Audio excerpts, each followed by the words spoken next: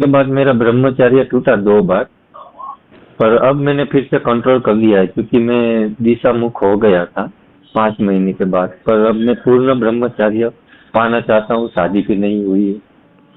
आप का 5 महीने के बाद जो आपने कहा, अगर ऐसा हुआ है तो उससे कोई फर्क नहीं पड़ता है।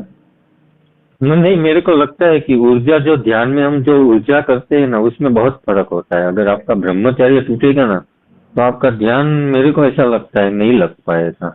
बहुत प्रॉब्लम होती है। 1 हफ्ते कभी मेरे को प्रॉब्लम हुई थी देखिए, ध्यान। आपका जो अनुभव है आपके हिसाब से वो सही होगा, लेकिन हम्म। क्योंकि एक गुरु और मार्गदर्शक होने के नाते अगर मैं किसी गृहस्थ को बता सकता हूँ तो मैं हाँ, उसको हाँ। जरूर कह सकता हूँ कि 5 नहीं, अगर वो 3 महीने पे भी उसका ब्रह्मचर्य खंडित होता है तो उससे उसको उसकी साधना में कोई फर्क नहीं पड़ने वाला है।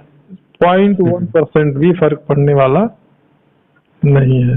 लेकिन मैं यहाँ पे ये ध्यान दीजिएगा कि मैं 3 महीना या 5 महीने की बात मैं कर रहा हूँ, हम्म, तो 3 दिन और 5 दिन की बात नहीं कर रहा हूँ। महीने महीने आपने बोला 3 महीने। वो ये स्थिति होती है, ठीक है, वो उससे कोई फर्क नहीं पड़ता अगर आप गृहस्थ हैं तो। अगर आप गृहस्थ नहीं हैं और विवाहित नहीं हैं तो फिर ब्रह्मचर्य खंडित ही नहीं होना चाहिए आपका। हाँ, हो गया क्योंकि माया में पता नहीं, शायद मेरी नहीं, एग्जाम भी वो हो मैं नहीं कह सकती। रहा हूँ कि आपका क्यों हो गया, मैंने कहा जो होना चाहिए। हाँ। आपका विषय नहीं है, मैंने कहा कि जो होना चाहिए वो मैं बता रहा हूँ। जैसा कि आजकल आप देखेंगे तो तमाम लोगों का ये जो है इंटेंशन, नवयुवा पीढ़ियों में, नवयुवक जो लोग हैं नए जनरेशन के पीढ़ियों में, लोग उनके दिमाग में ये चीज जो है कि ठूस ठूस के भर दे रहे हैं। ऐसे ऐसे लोगों को मैंने देखा है जो कि मेडिकल से जो है संपर्क रखते हैं, डॉक्टर वगैरह, और जो कि कुछ ऐसे अच्छे पोस्ट पे लोग भी हैं। तो उनका कहना होता है कि अरे 10 दिन 11 दिन के बाद में अगर ब्रह्मचर्य खंडित होता है तो ये तो स्वाभाविक चीज है, प्राकृतिक नेचुरल चीज है, ठीक है। तो हाँ। ये सारी चीज जो कचरा समाज में भरा जा रहा है, गंदगी जो इन युवा पीढ़ियों में जो भरा जा रहा है, हम उसके लिए बोल रहे हैं कि यह बिल्कुल नहीं होना चाहिए, एकदम नहीं होना चाहिए। और जो लोग ऐसा कर रहे हैं उनको विधिवत उसका जो है उन्हें परिणाम भी प्राप्त जो है होना चाहिए, पब्लिक उन्हें देना चाहिए।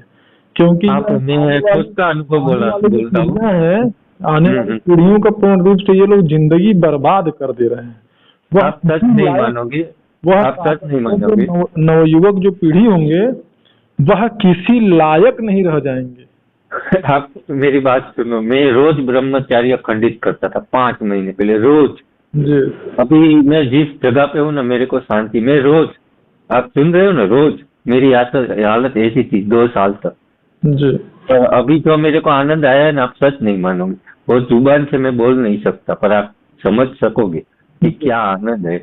जी, आपने जो बोला वो बात भी सही है कि वो बता ये दे जो, रहे हैं कि जो भी ऐसा करेगा अथवा जिसके साथ ऐसा हो रहा है वह व्यक्ति किसी लायक नहीं रह जाएगा। सही बात उसकी है। जिंदगी नर्क के समान हो जाएगी। और आने वाले समय में ये समझिएगा कि वो नर्क यहीं पृथ्वी पे उसका निश्चित रूप से जो है कि जिंदगी बनना एकदम निश्चित है। और गुरु जी, सवारी आती है, मेरे को ना चाहिए, इसका कोई उपाय है? तो नहीं चाहिए मेरे को। सवारी आती है, पता नहीं किसकी आती है, मेरे को भी नहीं पता। हनुमान जी के मंदिर जाता हूँ, पूजा होती है, तो पूजा भी नहीं कर पाता ठीक से, बाहर चले जाना पड़ता है। मेरे को रोकना है इसको। नहीं, सवारी आपको आती है या आपको जो है कि गलत प्राणवायु के कारण में गलत क्रियाएं होती हैं, इसका निर्णय आप अगर किसी गुरु के पास जाइए, उनके पास अपनी समस्या को बताइए तो उसका निर्णय हो जाएगा कि आपको सवारी आती है या आपके प्राण वायु के कारण आपको गलत क्रियाएं होती हैं। क्यों?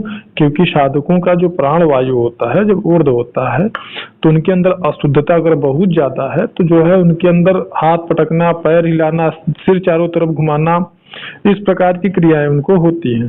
तो पहले तो इसका निर्णय होना जरूरी है कि आपको सवारी ही आती है अथवा जो है आपका जो है प्राण वायु के कारण क्रियाएं होती हैं। जब यह निर्णय हो जाएगा तब उसके बाद इसका निर्णय हो सकता है कि आपको सवारी आती है।